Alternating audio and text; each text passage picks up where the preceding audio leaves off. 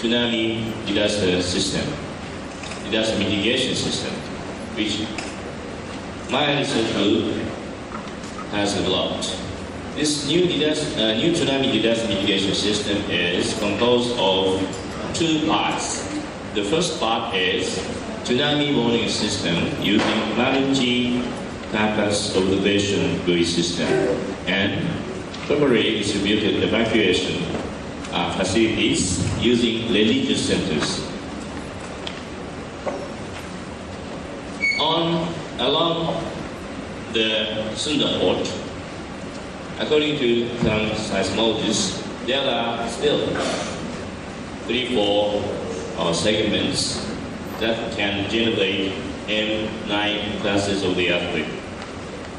Here you can see from 1 to 3.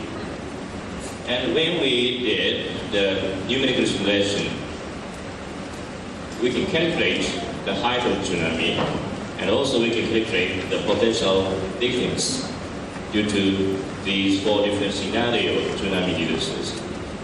2004, the tsunami disaster is not the worst scenario. According to the professor in Tohoku University, as you can see, there are many other locations that generate big tsunami and kill many people. So it means you should have some tsunami disaster mitigation system. But after the big tsunami, there were very hot and big discussions. Why so many people are killed? And many people say that this is because many people are living along the beach. And then in Thailand, in Sri Lanka, the government said that, okay, from the beach to the inside, inland, 100 meter or 200 meter area should be open. People do not get the permission to construct their facilities. Or in Aceh, 2.5 kilometers should be open. If the people can follow those proposals, then okay. But if people do not want to follow, what shall we do? And the recovery or reconstruction or future rehabilitation of the affected area, very important point is how to recover the main industry in affected area. When we look over the affected area, one main industry is fishing using small boats, and the other one is resort, marine resort. So for these two, to open a very big space from the beach to inland, you can solve the problem. It may happen once per 100 years, 200 years. But it generates the daily problems. Then that cannot be a solution. Then what we should do? And after the tsunami, big countries like Japan or US, Germany, those countries proposed that why don't you have the tsunami disaster mitigation system, which was developed, spending a lot of time, spending a lot of money in Pacific Rim region. For installation, yes, some other country will support, but how to maintain that big system? When we think about the return period of big tsunami and the lifetime of the tsunami warning system, the lifetime of the tsunami warning system just 10 years or 15 years at most. But how about the return period of tsunami? Practically, it is impossible, but it is very difficult to use well that huge system in terms of tsunami disaster mitigation. That's why I have proposed to have the daily usable, simple one. And that is this kind of the one. you can put the multi-purpose observation buoy. Very simple buoy. The main purpose of this buoy is to use every day to get the temperature, moisture, some environmental parameters that you need. Using this buoy, you can increase the accuracy of the weather forecasting, the local weather forecasting accuracy, or you can give safety information to scuba divers. So it means you can get everyday the benefits. That's why you can have the motivation to maintain this one or to have this one. And also, it's easy for user to know some out of order.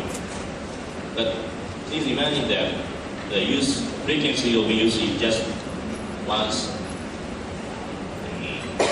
a year, once 2 years. It's impossible for us to check the condition of the system.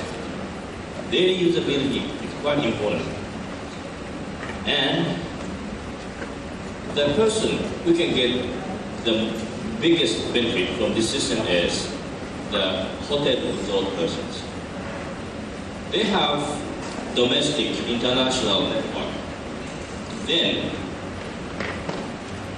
sometime in future, earthquake occurred, tsunami attack. Then, some buoy will detect tsunami.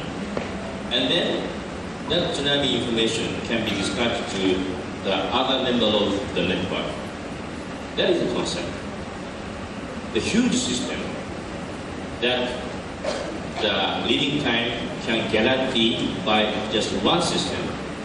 You should install that system very far from the beach. That's why the system should be very big, should be very expensive and complicated. This is not, the concept is quite different. Once you get the information from tsunami, then you can dispatch that information to other network members. Leading time can be guaranteed by mutual supporting system. And this is independent distributed system. Even half, 60%, 70% of the system is broken. Still, the reliability of the total system can be kept. This is the important point. And we have established the block 2, 3, 1. And even when you get the information, if there is no space, no room, or no centers to evacuate, then the people will be killed. And when we look over with the affected area, according to the location of the village, I could find many religious facilities. Then based upon the tsunami simulation, we can select the location and make a foundation and ask to construct these religious facility on the foundation. Then what happened? There are two very important advantages. The first, the people, they know about the location of the evacuation centers because they every day, every week, they decide to play. And we had a very good example that in Bangladesh, for example, we have established the cyclone shelters. But the problem is the initial construction condition is bad. And high moisture, high temperature, then if the people do not maintain well, the condition of the construction will be damaged, will be worse, will be bad so quickly. Bad because of the God. People can maintain well. So with this combination, multi-purpose buoy and the evacuation centers properly distributed based upon tsunami simulation, people do not change their lifestyle. and in some time future, they can save a lot of time and save a lot of lives. And this is the cost. When we calculate how much money should be prepared in each tsunami, in each beach resort, there are 250 rooms. And when we assume that average number of days of use of green, 100 days, 200 days per year, then these are the cost that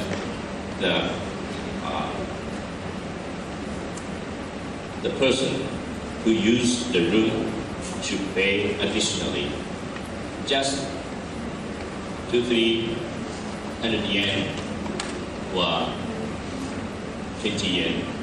For example, in case Pattaya, there are 20,000 rooms, and we visited and made the interview, and how president of the association of the resort hotels, they agree well, they understand how efficient this system is, and they propose us.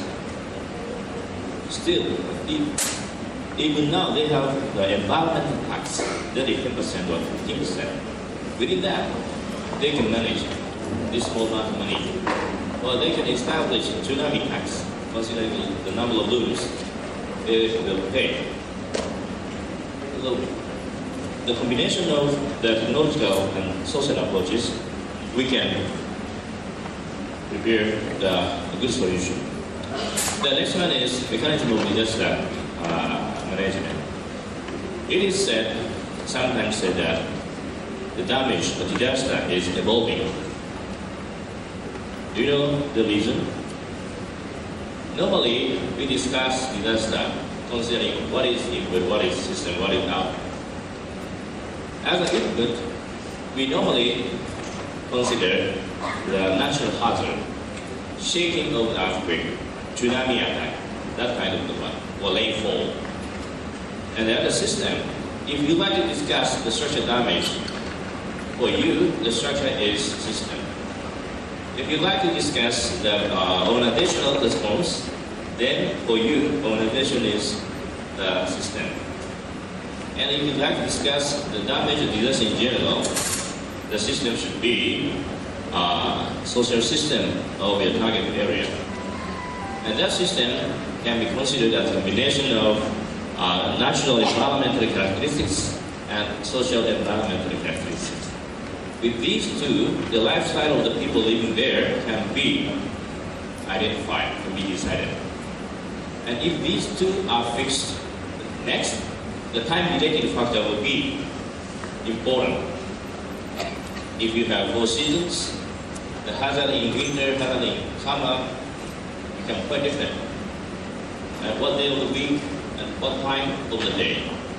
The event early in the morning, event early evening, there is a very big difference. Following 10 hours, light day, 10 hours, dark day, dark time, that is quite important. And the output exceeds some criteria.